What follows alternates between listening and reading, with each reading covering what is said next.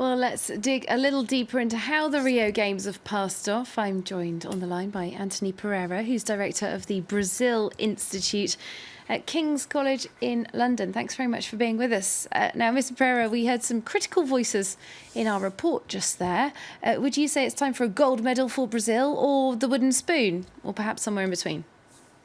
I think it's somewhere in between. There's probably a lot of relief in Brazil that the organization of the games went well.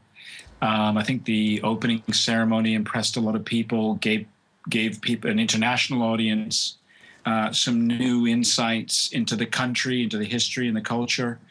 And it was a sort of brief respite from the political conflicts that have been churning in the country, and that will return now that the closing ceremonies happened.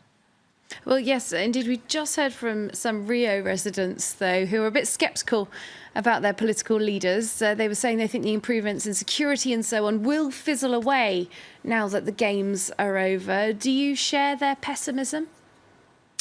I think when it comes to security, that's true in a way. People have more to fear for what's going to happen after the games than during the games itself, because there were so many army and national force and police personnel in the streets for the games themselves. So yes, I think that there is going to be a bit of a hangover. And the political situation, of course, is still complicated. I mean, Dilma Rousseff, her impeachment trial will begin in the Senate on Thursday. The interim president, Michel Temer, didn't go to the closing ceremony. I think he's still aware that the opposition to his presidency doesn't see him as having come to power through legitimate means. And he's got a lot to do. He's expected to return the country to growth. Market actors are impatient, and Congress is supporting him, but Congress is not that keen on austerity, which is what he's pledged to put through. So he's walking quite a tricky tightrope. And of course, we still have the Paralympic Games to come. The head of the Paralympics has actually warned that those games could be in jeopardy due to cuts that are being put down to Brazil's economic crisis. Can you see Brazil getting through the Paralympics upset-free?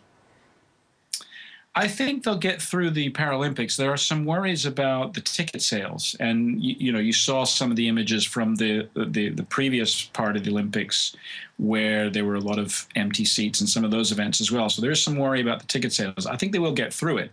They've cut the budget, but for some Brazilians now, I think they're going to start focusing on the municipal elections scheduled for October, and the official campaign has already begun for those. So there might be somewhat less of a distraction away from the politics now with the Paralympics, especially if the attendance isn't as high as for the other Olympic Games. All right, thank you very much for giving us your thoughts. Anthony Pereira, who's director of the Brazil Institute at King's College London, joining us there. Thanks very much.